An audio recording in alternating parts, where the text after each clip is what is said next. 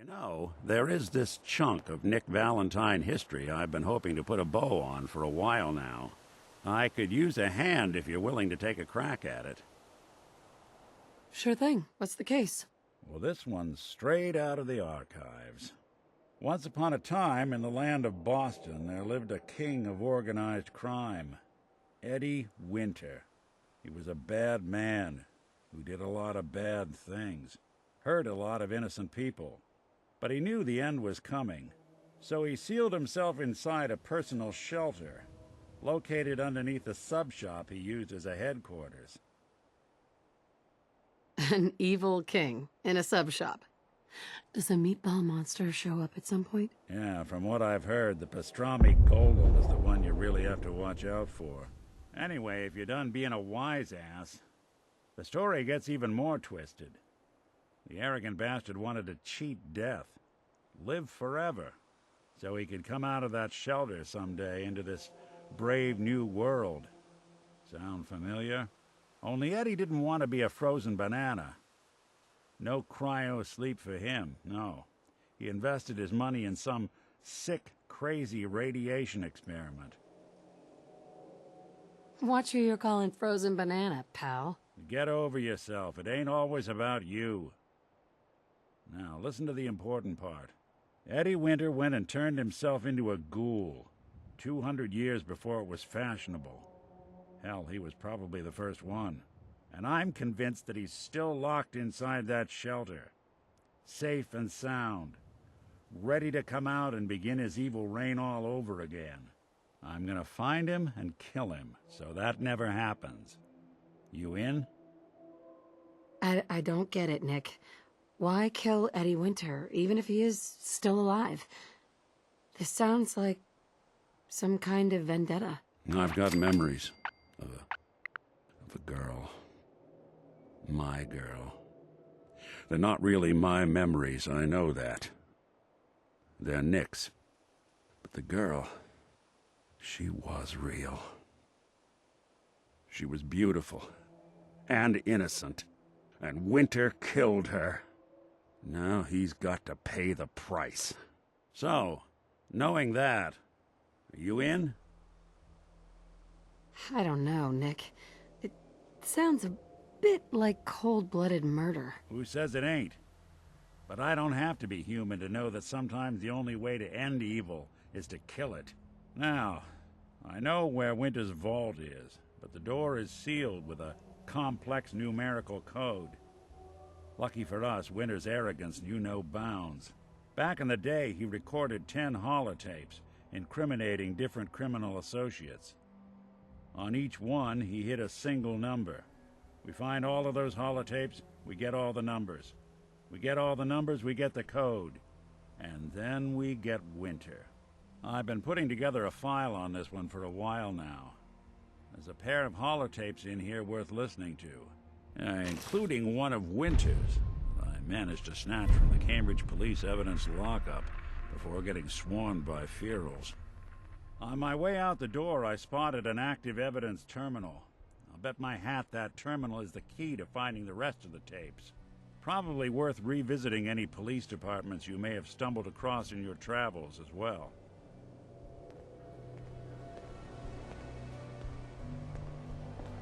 Hey. I'm listening. Nick. How we doing on the hunt for Eddie's tapes?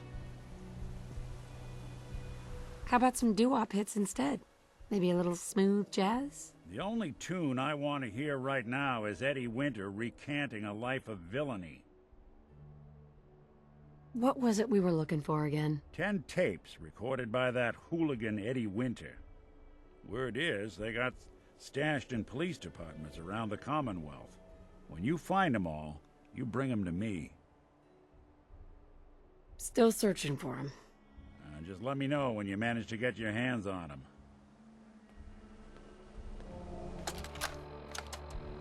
Detective Valentine, Captain Widmark here.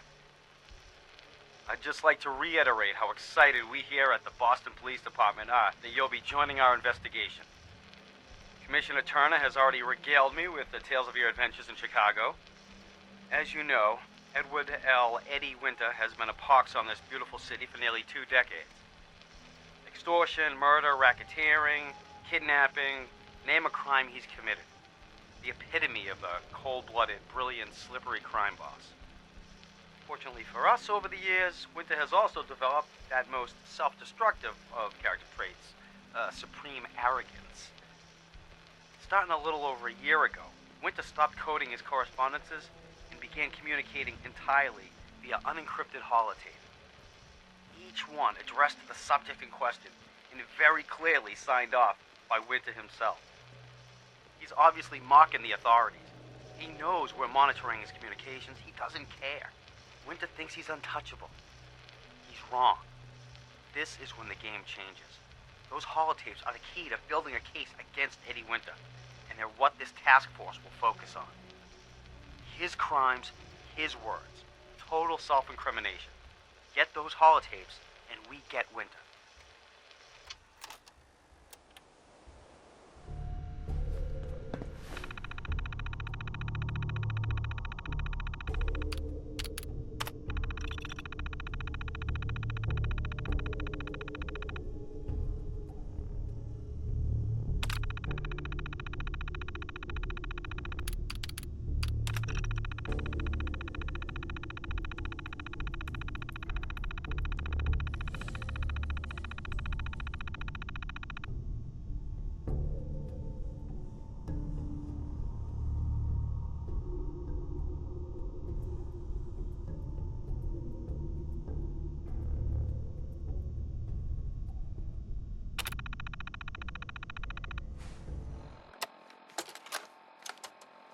Message to Alexander Strelnikov.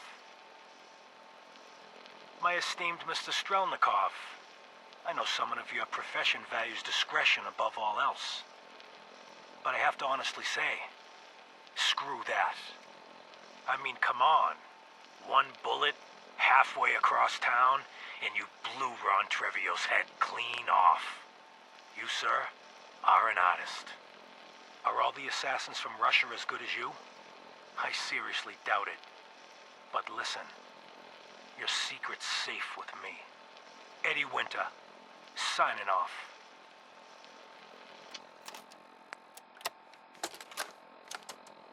Message to Johnny Montrano. Johnny, you fat, lazy piece of shit. I knew this arrangement was too good to be true. Let's join forces with the North End, huh?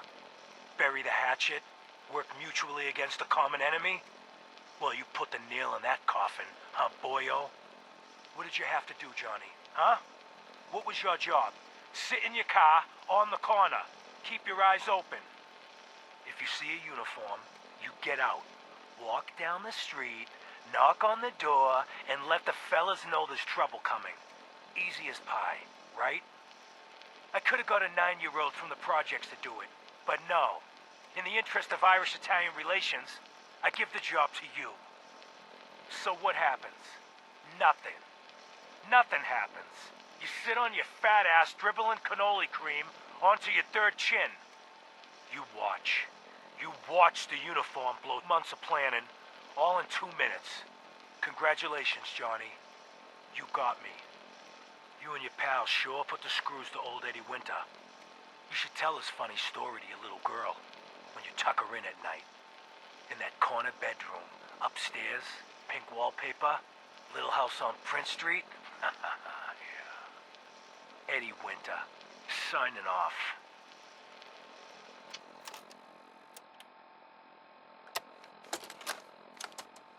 Message to Robert Cooper. You did good, Bobby. The wife and girl won't be saying anything. No worries. Hell, once those fat life insurance checks start rolling in, Mrs. Montrano will wish her fat slob of a husband had eaten that bullet 5 years ago. As for what happens next, up to you. Beach, sub shop, car yard. Doesn't matter where he ends up. I don't give a shit. I just want him in the ground. So, long as Johnny Sr. never finds out what happened to his little meatball, we're set. Eddie Winter, signing off.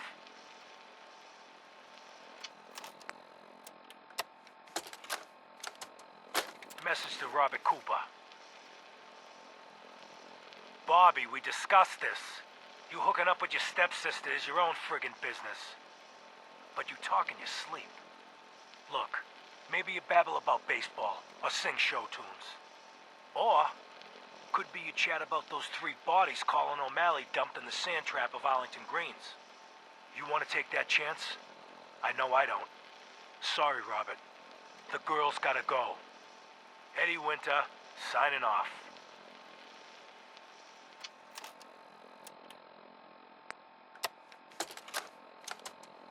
Message to Claire Pazinski.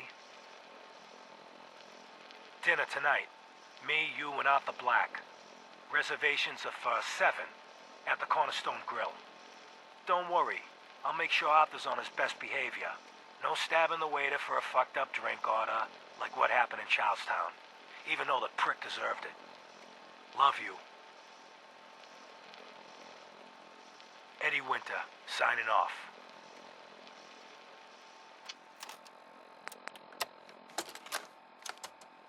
Message to Charlotte Wen. My dear Miss Wen, I hope you're well. After our little joint venture this past May, you should be. If memory serves correctly, that pallet of Buffout earned you a small fortune, and Woolley 8 years in a state correctional facility. So I got to thinking, why not do it again? We both love the same things, money and destroying people who get in our way. Together we'll outmaneuver them all. Boston will be ours for the taking. Let them play checkers. We'll play chess. Eddie Winter, signing off.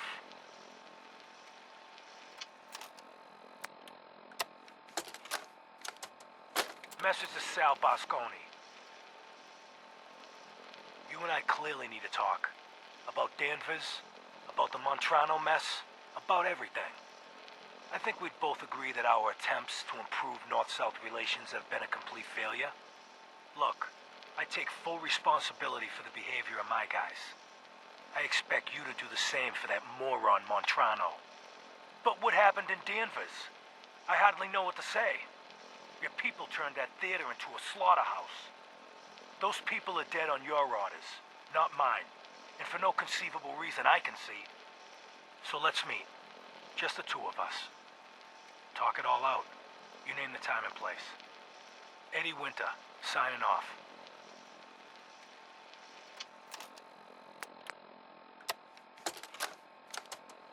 Message to Buster Conley. Nice piece you did on the monorail construction project. Heaven's Highway, Devil's Doing. Huh, cute. But I think you give organized crime too much credit. The various Boston families coming together to fund a public works project? Huh, please. Clearly you never sat down to dinner with these guys. They can barely agree on an appetizer. And ain't nobody jumping to pick up the check. The bosses had their hands in the honeypot, sure. But nowhere near the level you were suggesting. You did get one thing right, though. Safety Inspector Alice Lansky was killed. They'll never find her. 'Cause there's nothing left. After he bashed her brains in with one of those giant wrenches, Vinny the Cracker's Venucci dissolved her body in a barrel of hydrochloric acid. So write your follow-up. Then feel free to tell the cops the murder weapon is hanging on the wall in Venucci's garage. On 4 Charter Street. Eddie Winter, signing off.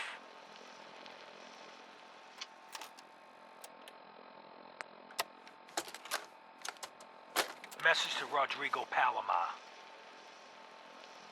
Okay, my friend. I thought about it, and I've reached a decision on the Fallon's job. Your cut is exactly what you deserve. $0. Zilch. You heard me right. You get nothing. Yes, you cracked the safe. And yes, we got the diamonds. But you also tripped the alarm. Mackie got pinched, and that's entirely your fault. Now, when he gets out, Mackie's gonna want your head on a platter. I'm gonna give him your share instead. I see you're getting off easy. Eddie Winter, signing off.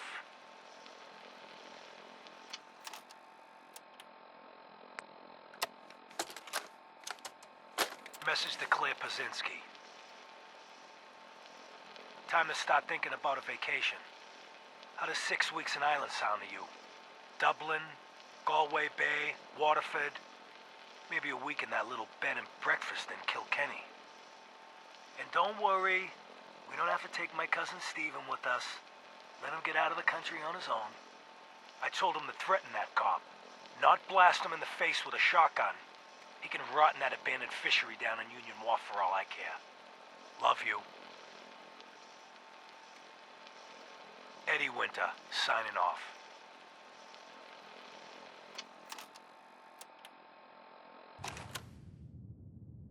Hey. I'm all ears. Hey, Valentine. So, you got something for me? Maybe a pocket full of tapes belonging to an old ghoul? Yep, here. Take them. Will you look at that?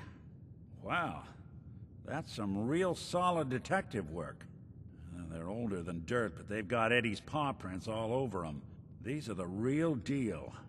And they've still got the code pieces in them. Let me run them through the old processor. Got it. 19553728406. That old thug's holed up in Andrews Station. Now, let's go bring down Eddie Winter.